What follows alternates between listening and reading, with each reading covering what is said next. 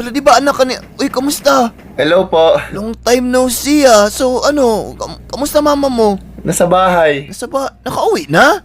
Di ba na-aksidente yun nung isang araw daw na 50-50 yung buhay? Sabi nila hindi na daw yun maliligtas, buti naman nakasurvive. Sabihan mo ang nanay mo mag-ingat next time, magtingin-tingin sa paligid bago tumawid sa kalsada. Tatay mo? Nasa bahay din po. Bahay, di ba nasa abroad? Nag-abroad yun di ba last week? Umuwi agad? Buti nakauwi siya kaagad para makita niya yung misis niya na na-admit. Okay.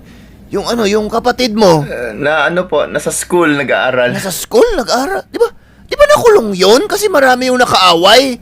Nakulong siya kasi nahuli, nagnakaw, di ba? Ikaw ba yun? Di ba ikaw yung panganay? Ikaw si Mark, di ba? Hindi po. Tyron po, Tyron. Ay, sino? Kaninong anak ka? Anak nila mama. Sino ka? Bakit hindi naman kita kilala? Ba't kanina mo pa ako kinakausap?